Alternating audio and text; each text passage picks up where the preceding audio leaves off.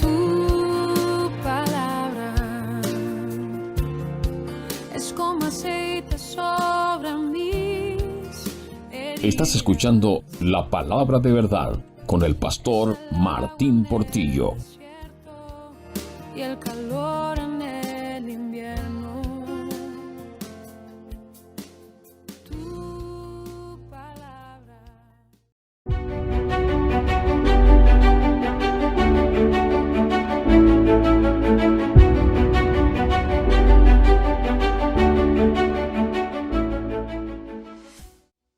Quiero invitarles a que abran sus Biblias en el Evangelio de Lucas, en el capítulo 2. Leamos el 6 y el 7. Dice: y aconteció que estando ellos allí, se cumplieron los días de su alumbramiento. Y dio a luz a su hijo primogénito, y lo envolvió en pañales, y lo acostó en un pesebre, porque no había lugar para ellos en el mesón. El sermón de hoy se titula De una cueva a tu corazón. De una cueva a tu corazón. Se ha dicho mucho acerca del lugar donde Jesús nació. Sabemos con precisión, según el versículo 4, que dice: y José subió de Galilea, de la ciudad de Nazaret, a Judea, a la ciudad de Belén, de David, que se llama Belén. Una ciudad pequeña, una ciudad insignificante. Nada que ver con la Jerusalén, que es la capital. Es una ciudad, un pueblo muy, muy pequeño. Pero estaba profetizado que naciera allí. Así que tenía que cumplirse de esa manera, porque Dios así lo había dispuesto. Ahora, no hay precisión, porque la Biblia no lo dice exactamente cuál fue o cómo fue o qué características tenía el lugar donde nació. Algunos piensan que pudo haber sido en una casa muy humilde, donde había un pesebre, donde había un establo, y allí la gente pobre acostumbraba a convivir con los animales. Lo que sí sabemos es que no era un sitio confortable.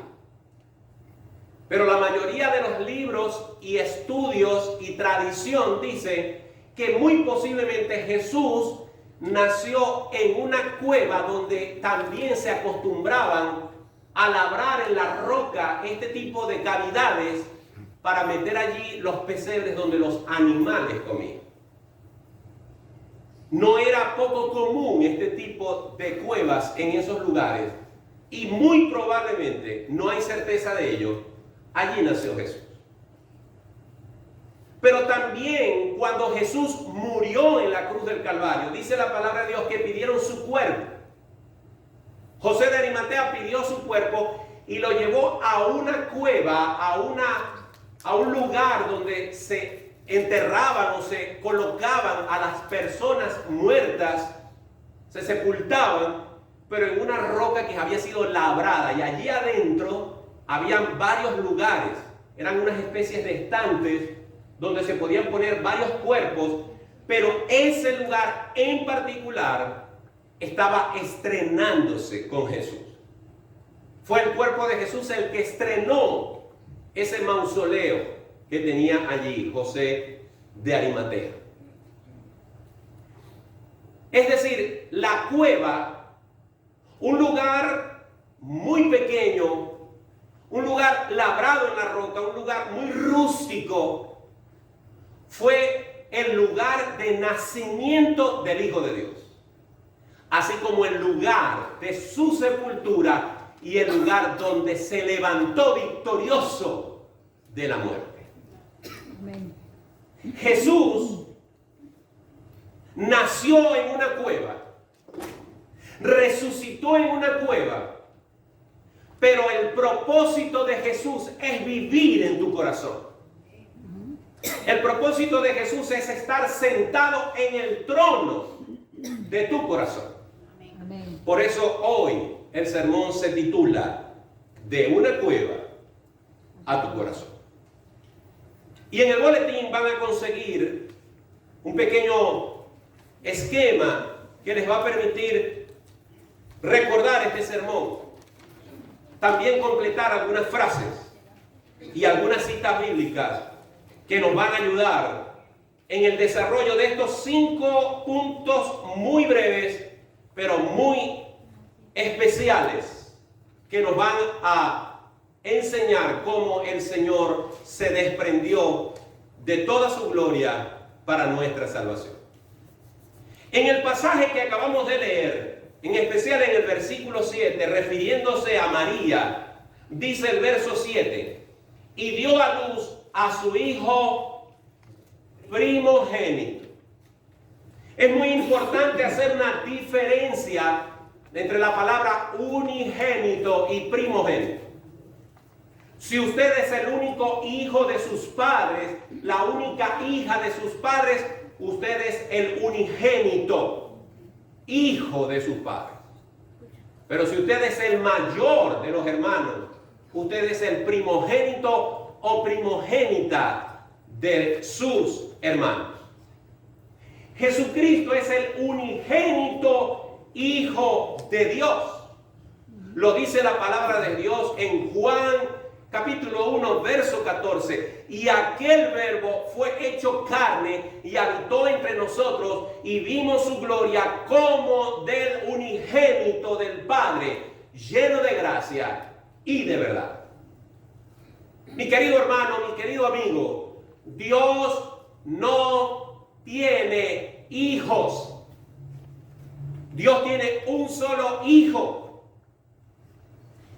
La gente dice, todos somos hijos de Dios. No. Somos criaturas de Dios. El único engendrado por Dios es Jesús, hombre. Dios nos adopta.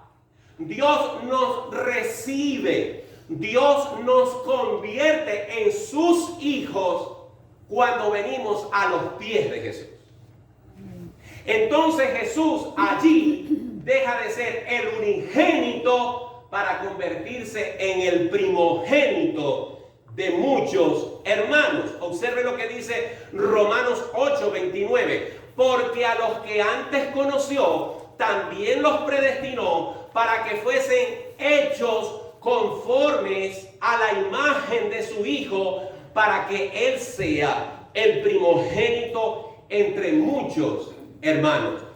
Jesucristo renunció a ser el unigénito Hijo del Padre para ser el primero de muchos.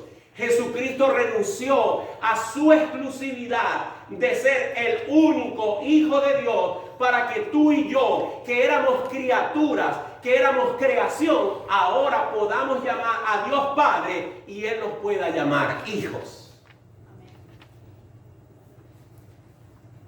Una persona que no ha nacido de nuevo, ¿Dios lo ama? Sí. Una persona que no ha tenido un encuentro personal con Jesús, ¿Dios lo ama? Sí.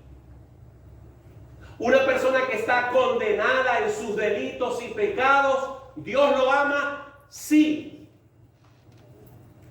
Pero no es hijo de Dios.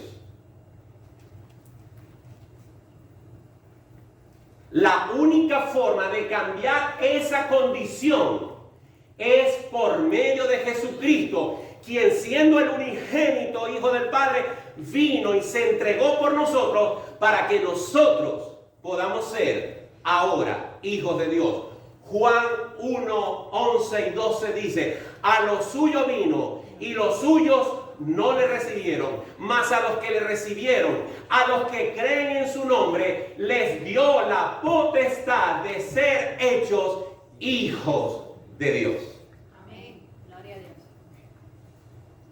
Así que cuando Cristo decidió nacer en esa cueva, lo hizo para que tú y yo podamos ser hijos de Dios. En segundo lugar, Jesús se despojó de sus ropajes para vestirse como nosotros. Observe lo que dice también el verso 7. Y lo envolvió en pañales. Y lo envolvió en pañales. Jesucristo es el Hijo de Dios.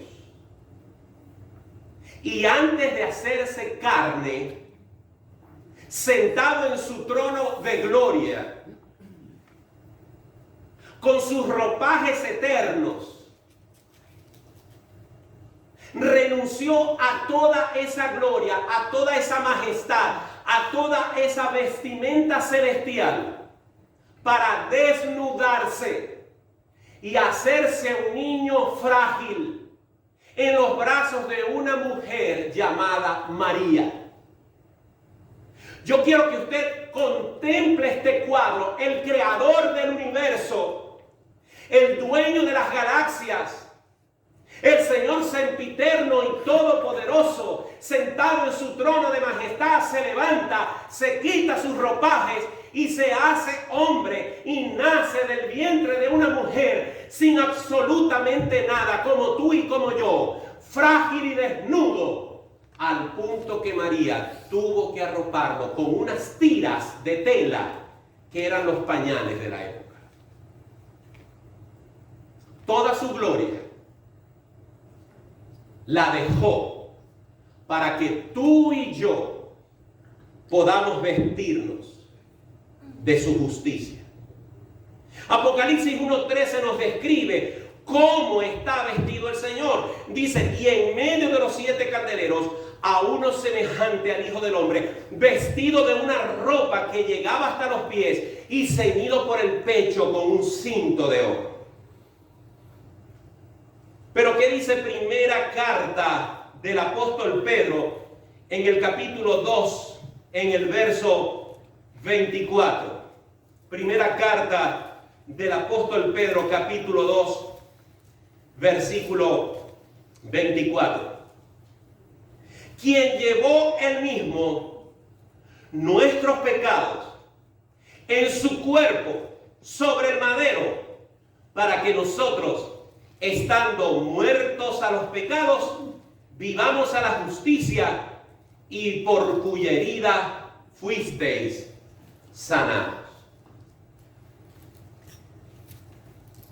Nosotros estamos con ropas viejas que simbolizan la inmundicia del pecado. Somos indignos de entrar en la santidad de Dios. Pero Jesús nació en una cueva, desnudo, frágil,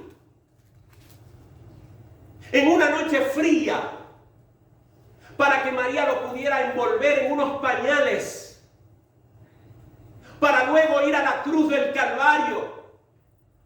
Y allí también casi semidesnudo, porque dice la Escritura que lo desnudaron, que le quitaron sus ropas, que vendieron sus vestidos para que se cumpliera lo que decía el Salmo 22. Jesús nació desnudo y muere casi desnudo, envuelto de vergüenza, para que tú y yo podamos vestirnos con la ropa de justicia. Justificados pues para con Dios, estamos así por medio de la fe en Cristo Jesús. Él, en el madero, nos hizo justos delante del Padre Celestial. Gloria a Dios.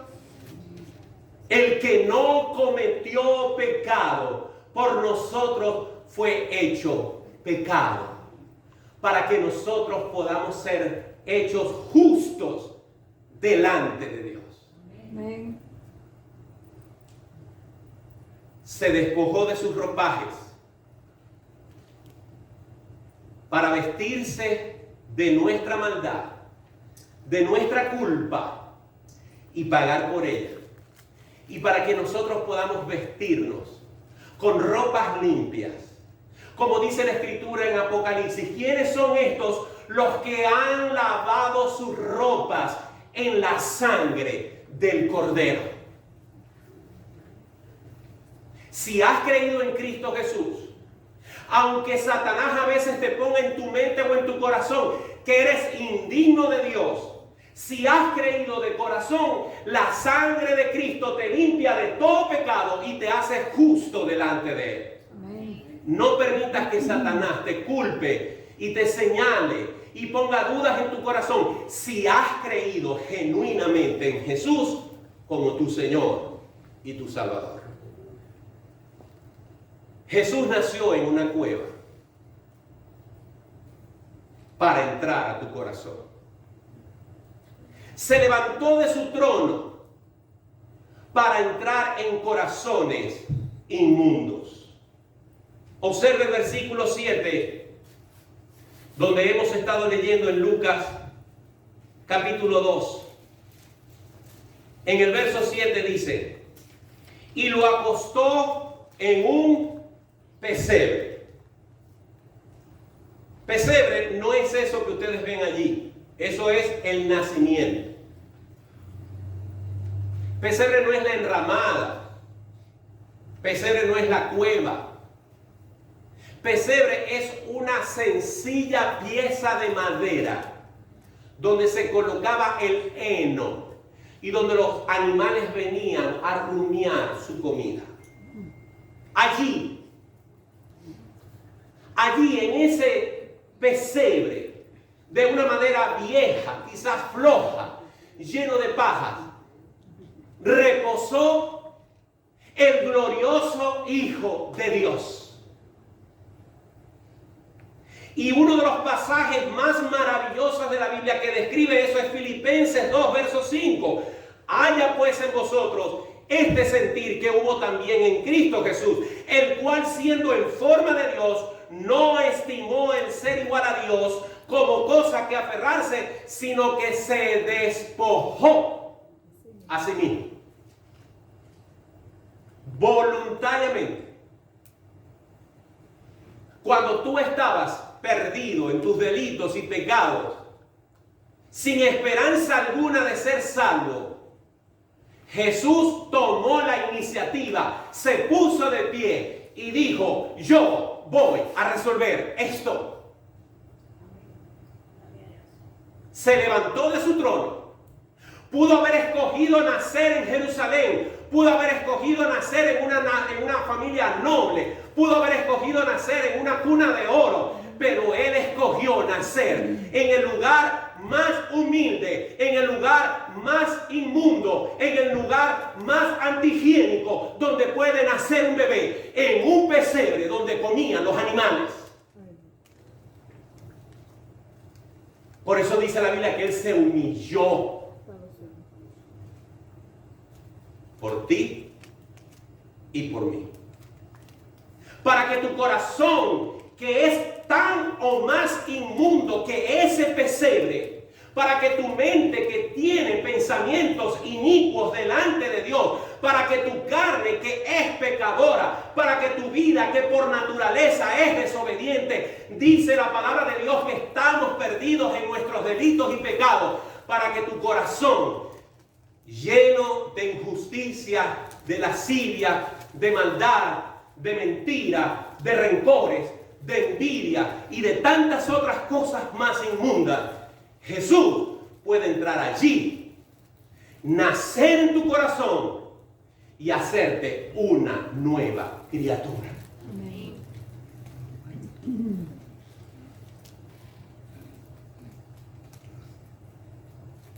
Marcos 7:21 nos describe el corazón del hombre. Porque dentro del corazón de los hombres salen los malos pensamientos, los adulterios, las fornicaciones, los homicidios, los hurtos, las avaricias, las maldades, el engaño, la lascivia, la envidia, la maledicencia, la soberbia, la insensatez. Todas estas maldades de dentro salen y contaminan al hombre. Esos éramos tú y yo. Y si no fuera por la presencia de Cristo en nuestros corazones, seguiríamos siendo eso. si es que realmente has nacido de nuevo. Jesús se levantó de su trono para entrar en nuestros corazones inmundos. En cuarto lugar, Jesús abandonó su gloria plena, su gloria completa, para sufrir el rechazo de muchos. Observe para finalizar lo que dice el verso 7 en su última parte. Nació allí porque no había lugar para ellos en el mesón. Llegaron a Belén después de haber recorrido un camino de aproximadamente 112 kilómetros. Una mujer a punto de dar a luz, posiblemente en algún equino, en algún burro, en algún caballo, en alguna cosa, algún cuadrúpedo. Llegaron a Belén, desesperados, cansados, tocando puertas, y en todas aquellas casas, en todas aquellas posadas, en todos aquellos mesones, en todos aquellos hoteles, en todos aquellos sitios, la respuesta es: no hay lugar. Había un censo y toda la ciudad estaba full de gente que había venido de otros lugares. Ellos llegaron tarde y no hubo lugar para el Rey del universo. Por eso tuvo que nacer en una cueva. Este rechazo de Jesús, un rechazo indirecto. Y digo indirecto porque todavía la gente no sabía que esa barriga era de Jesucristo. En esa barriga estaba el Salvador del mundo. Pero al fin y al cabo era un niño y no hubo compasión para él. Ese rechazo indirecto de Jesús presagiaba el rechazo que tendría ese mismo Jesús en medio de su propio pueblo, cuando dice la Biblia que vino a ellos y ellos lo despreciaron. Crucifícale, crucifícale, dijeron. Ya no era una puerta de una posada cerrada. Ahora era cambiado por un ladrón llamado Barrabás. Todo eso lo sufrió Jesús, sabiendo que iba a sufrir el rechazo de muchos. Juan 12:48 dice: el que me rechaza y no recibe mis palabras, tiene quien le juzgue. La palabra que he hablado, ella le juzgará en el día postrero. Juan capítulo 3, verso 17 dice: el que no cree ya ha sido condenado y permanecerá en esa condición de condenado mientras no crea. Jesús nos dice aquí que rechazarlo a Él es rechazar su palabra. Rechazar su palabra es rechazarlo a Él. Y va a haber un día en el cual los que rechacen a Jesús tendrán que dar cuenta de haberle rechazado. Jesús nació en una cueva para nacer en tu corazón, pero algunos cierran su corazón y no quieren recibir a Jesús. No hay lugar para ti en mi corazón. Puede ser que tú digas: yo lo he recibido. Si lo has recibido, la Biblia dice que del corazón de una persona nacida de nuevo fluye vida, fluyen ríos de agua viva. Esa es la mejor forma de saber si Cristo ha nacido en tu corazón. Termino.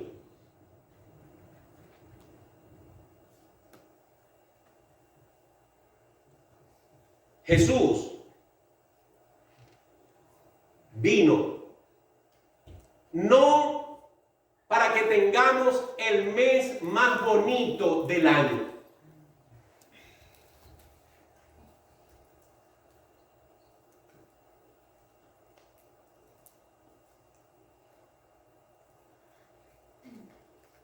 Jesús vino no para que hagamos intercambio de regalos,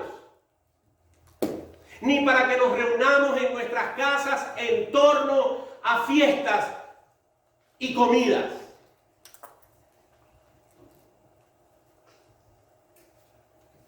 Si ese hubiese sido el propósito pomposo de Jesús al nacer, hubiese encargado a sus cortes celestiales de que lo recibieran con todo ese colorido, con todo ese protagonismo, con todas esas luces encandilando el lugar de su nacimiento. Pero no, escogió nacer en la ciudad más pobre de Israel, en la más absoluta ignorancia de la gente, en el más absoluto anonimato. Apenas unos pastores sucios, hediondos, sencillos se enteraron de que estaba allí porque un ángel se los dijo.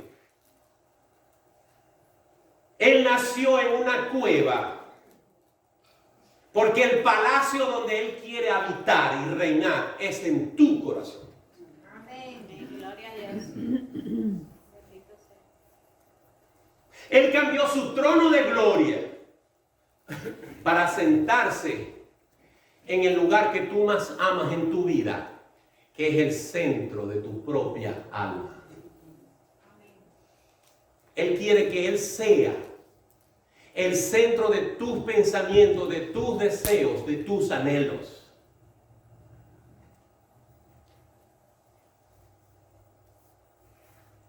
Él escogió el lugar más humilde y más sencillo, porque solamente los que tienen un corazón humilde, sencillo, que reconocen su bajeza, que reconocen su pecado, que reconocen su necesidad, que reconocen que están condenados, solamente esos que reconocen que su corazón necesita ser limpiado, son los que pueden abrir con gozo el corazón a Jesús. Pero aquellos que piensan que tienen vidas tan justas y tan correctas que Dios está obligado a regalarles el cielo. Aquellos que piensan que no necesitan arrepentirse, aquellos que piensan que se están portando tan bien que Dios no tendrá otra opción que decirle: qué bien te portaste, te tengo que dejar entrar al cielo. Aquellos que tienen su confianza puesta en sus obras representan a esas posadas donde José y María tocaron y dijeron: no hay lugar en el mesón. Pero yo quiero hacer hoy un llamado al arrepentimiento. Un llamado a una revisión profunda y total, sincera, no conmigo, contigo y con Dios.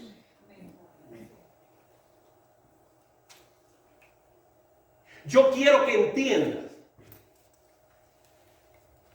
que tu corazón debe ser esa cueva fría, mugrosa, pero necesitada del Rey de Reyes y Señor de Señores. Si Cristo está allí, ahora es un trono maravilloso donde vive el Rey de Reyes y Señor de Señores.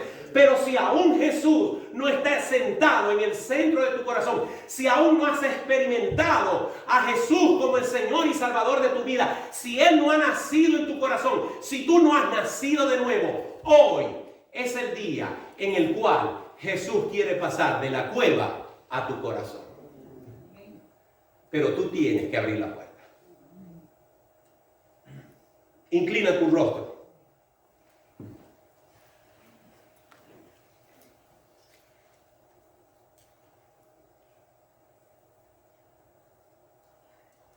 Si quieres invitar a Jesús a entrar a tu corazón,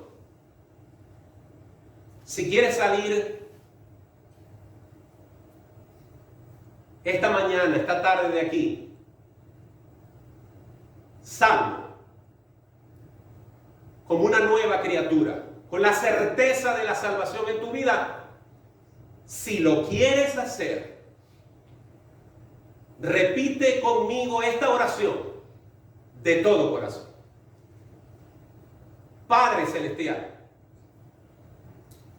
reconozco que soy pecador Comprendo que estoy perdido y me arrepiento de mi pecado. Te pido perdón y te suplico que me perdones. Te suplico que me laves en la sangre preciosa de tu Hijo Jesús. Te pido que te sientes en el trono de mi alma, en el trono de mi vida.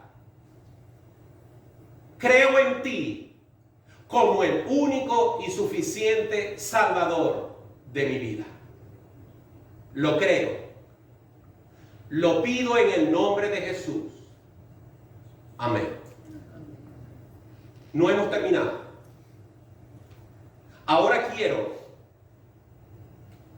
que si tú eres un hijo de Dios, si entraste a este lugar con la convicción de que tu nombre está anotado en el libro de la vida, este sermón también es para ti. Este sermón también es para que tú le des a Jesús no un pesebre por corazón, no un corazón por pesebre, sino para que le des un trono de absoluto control y señorío, porque muchos de nosotros tenemos a Jesús como Salvador, pero no como Señor. Deja que Jesús se siente en el trono de tu vida, en el trono de tus pensamientos, en el trono y mismo centro de tu alma. Pídele perdón al Señor. Yo no te voy a dirigir en la oración. Pídele tú perdón al Señor. Y dile, Señor, perdóname. Ayúdame. Siéntate aquí en el control maestro de mi vida. Dirige mis pasos y limpia mis manos. Y hazme cada día como tú quieres que yo sea. Amado Dios, en esta hora te doy gracias porque tu palabra ha sido predicada. Te doy gracias, oh Dios, porque por medio de tu palabra podemos contemplar el milagro tremendo de que tu propio Hijo, levantándose de su trono de gloria, decidió nacer en el lugar más humilde de la tierra, en el sitio más poco probable que alguno de nosotros pusiese a su propio Hijo. Tú lo pusiste por amor a nosotros. Sus primeras vestimentas fueron unas tiras de tela, cuando Él tiene ropajes de gloria. Gracias, oh Señor, porque naciendo en una cueva, hoy vives en mi corazón y en el corazón de cientos de miles de millones que han entendido que el único que merece toda la gloria y toda la honra y toda la alabanza, el único que nos puede dar vida eterna eres tú a través de tu Hijo Jesús. Gracias, Padre. Gracias por tu amor y tu misericordia. Llévanos a nuestros hogares con tu paz y con tu bendición, dándote honra y gloria en el nombre de Jesús. Amén, y amén. Tu palabra es la voz que me habla en la mañana. Y esto fue La Palabra de Verdad con el pastor Martín Portillo.